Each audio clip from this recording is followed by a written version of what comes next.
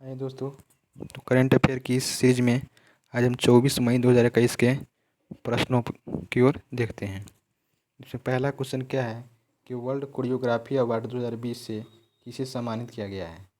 तो world choreography 2020 से भारतीय सुरेश मुकुंद को सम्मानित किया गया है। याद रखिएगा, सुरेश मुकुंद को सम्मानित किया गया है। ये पहले भारतीय बने हैं जिसे वर्ल्ड कोरियोग्राफी अवार्ड से नवाजा गया है। याद रखिएगा, ठीक है। वर्ल्ड कोरियोग्राफी को डांस का यानी कि डांस का ऑस्कर भी कहा जाता है।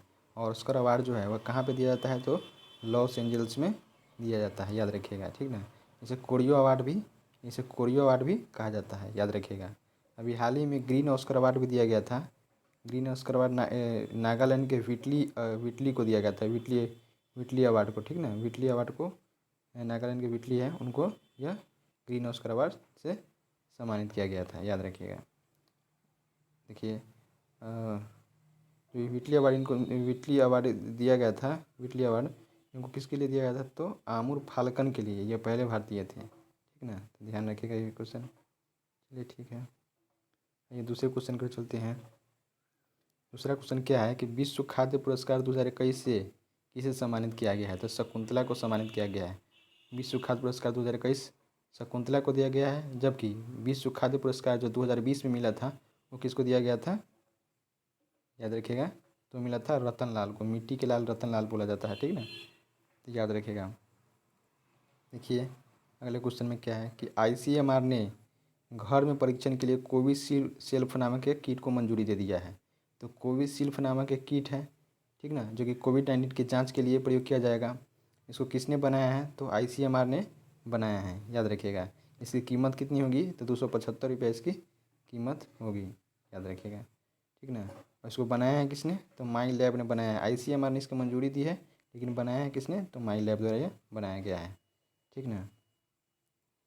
देखिए, RT-PCR तकनीक पे ये काम करता है। RT-PCR तकनीक क्या है, जो रिवर्स ट्रांसक्रिप्शन होता है, ये RNA से DNA में जो इसका प्रोसेस होता है कन्वर्ट होने का, उसको बोलते हैं रिवर्स ट्रांसक्रिप्शन बोलते हैं। चलिए, आगे क्वेश्चन क्या है देखते हैं। इंटरनेशनल बायोडाइवर्सिटी डे, अंतर्राष्ट्रीय जैव विविधता दिवस कब मनाया जाता है, तो 22 मई को। 22 का याद रखिएगा कि 22 मार्च को जाएगा जल दिवस, 22 अप्रैल को जाएगा 22 अप्रैल को गया पृथ्वी दिवस, और 22 मई को गया जैव विविधता दिवस। याद रखिएगा, 22 का ये फंडा है, ठीक है। इसका इनके बाद थीम क्या था, तो we are the part of solution for nature. इसका थीम था 2021 इंटरनेशनल बायोडाइवर्सिटी का थीम क्या था, तो we are the part of solution for nature. याद रखिएगा। अब इसमें हॉट स्पॉट में दो स्थानों को शामिल किया गया है, जिसमें पश्चिमी घाट और पूर्वी घाट को शामिल किया गया है, ठीक ना। जो ये पहले जो अधिनियम है हॉट स्पॉट वाला, ये कब आया था, तो 2002 का अधिनियम है, ठीक ना।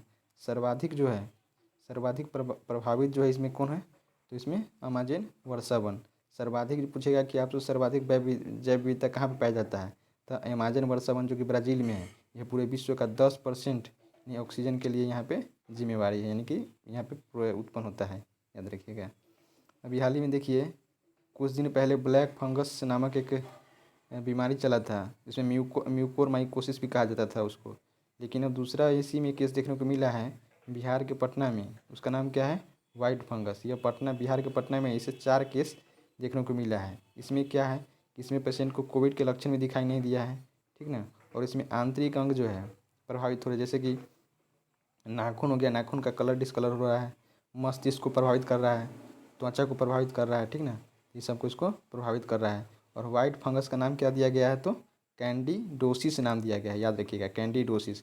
जबकि जो ब्लैक फंगस था उसको क्या नाम था, म्यूकरमाइकोसिस नाम था उसको। ध्यान रखिएगा, ठीक है ना। चलिए आगे क्वेश्चन चलते हैं। अभी हाल ही में स्वाधीनता पुरस्कार से किसे सम्मानित किया गया है, तो बांग्लादेश के कृषि अनुसंधान को सम्मानित किया गया है। 9 व्यक्ति और एक बांग्लादेश की एक संस्थान है कृषि अनुसंधान, उसको स्वाधीनता पुरस्कार 2021 से सम्मानित किया गया है। पहला तो याद रखिएगा कि स्वाधीनता पुरस्कार किस देश के द्वारा दिया जाता है, तो बांग्लादेश का सर्वोच्च पुरस्कार है। याद रखिएगा, ठीक ना। 2011 में से इंदिरा गांधी को दिया गया था। ध्यान रखिएगा। इसकी शुरुआत कब से किया गया है, तो 1977 से 1977 की शुरुआत हुई है। याद रखिएगा। ठीक ना। अभी कुछ दिन पहले ही शांति पुरस्कार 2020 से किसे सम्मानित किया गया था?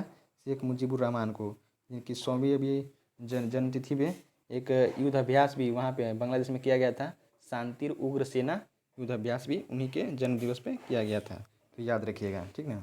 बंग बंधु की उपाधि से भी शेख मुजीबुर रहमान को जाना जाता है। बांग्लादेश के संस्थापक यही हैं, ठीक ना। देखिए 1 मई को श्रमिक दिवस मनाया जाता है। 3 मई को प्रेस फ्रीडम डे मनाया जाता है, ठीक ना। विश्व प्रेस स्वतंत्रता दिवस। 8 मई को रेड क्रॉस दिवस मनाया जाता है। रेड क्रॉस की स्थापना कब हुआ था? तो 1863 में जे हेनरी ड्यूनेंट ने किया था। और रेड क्रॉस को अभी तक 3 बार शांति का नोबेल पुरस्कार मिल चुका है। कब कब? तो 1917, 44, 1944 और 1963 में दिया गया है, याद रखिएगा, ठीक ना।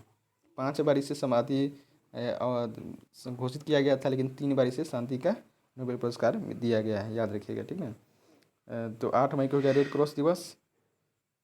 8 मई को हो गया रेड क्रॉस दिवस। 12 मई को हो गया 12 मई को फिर हो गया नर्स दिवस। पूछा है कि वर्ष mid wife nurse day year जो है वह 2020 को घोषित किया गया था, याद रखिएगा। तंबाकू दिवस 31 मई को मनाया जाता है। चाय दिवस 21 मई। चाय के लिए फेमस कौन है? तो केन्या। चाय की सबसे उत्पादन चीन में होता है, लेकिन केन्या इसके लिए फेमस है, याद रखिएगा। राष्ट्रीय प्रौद्योगिकी दिवस 11 मई को मनाया जाता है, याद रखिएगा। देखिए इजराइल और हमास के बीच जो युद्ध 10 मई 2021 को स्टार्ट हुआ था, 10 दिन चलने के बाद 11 दिन चलने के बाद उसको क्या किया गया? इसमें मिस्र ने इसका समझौता करा। इससे संघर्ष को विराम लग गया है। संघर्ष जो था हो रहा था उस पर विराम लगा दिया गया है। इसमें समझौता किसने किया? तो मिस्र ने समझौता कराया है, ठीक ना, ठीक ना। यह जो युद्ध है दोनों के बीच, हाँ, इजराइल और हमास के बीच, वह कहाँ से शुरू हुआ था?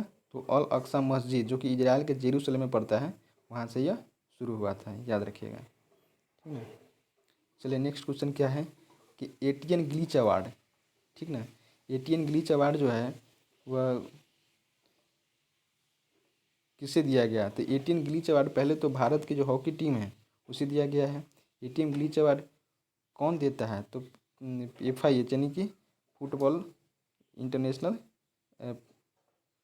फेडरेशन के द्वारा दिया जाता है, याद रखिएगा, ठीक ना। स्थापना जो है FIH के कब हुआ था? तो 1924 में स्थापना हुआ था, ठीक ना। Hockey federation, international hockey federation इसको यानी कि बोलते हैं। इसका मुख्यालय कहाँ है? तो लुसाने स्विट्जरलैंड में है, ठीक ना। इसके अध्यक्ष अभी कौन है? तो नरेंद्र बत्रा, जो कि जिन्हें दोबारा यानी कि इस पद पर नियुक्त किया गया है। यह एकमात्र एशियाई व्यक्ति है जिसे दूसरी बार भी बनाया गया है, ठीक ना। और इसे बता ही दिए कि 18 ग्लीच अवार्ड किसे दिया गया था? भारत की हॉकी टीम को दिया गया है, ठीक। पूछा है कि आपको कि हॉकी इंडिया का अध्यक्ष कौन है? तो हॉकी इंडिया का अध्यक्ष हो गया ज्ञानेंद्रो निंगोम बाम, याद रखिएगा। पुरुष हॉकी वर्ल्ड कप का 2017 का जो है महिला पुरुष हॉकी वर्ल्ड कप, उसका आयोजन भी कहाँ पे होगा? पुरुष हॉकी वर्ल्ड कप 2000 जो अंडर 17 है उसका आयोजन 2022 में कहाँ पे होगा? तो इंडिया में होगा।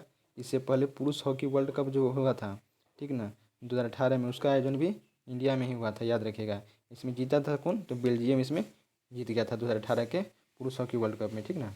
2023 जो था 2023 में कहाँ पे होगा? तो उड़ीसा में ही होगा, याद रखिएगा। 2023 का आयोजन जो होगा पुरुष हॉकी वर्ल्ड कप का, वो भी कहाँ पे होगा? उड़ीसा में ही होगा। और पुरुष हॉकी अंडर 17 जो वर्ल्ड कप हुआ था 2018 में, उसका भी आयोजन कहाँ पे हुआ था? तो इंडिया में ही हुआ था। चलिए दोस्तों, तो करेंट अफेयर की सीरीज़ में आज इतना ही रहेगा। फिर हम नेक्स्ट सेशन में और इस पर देखेंगे। चलिए ठीक है, जय हिंद, जय भारत।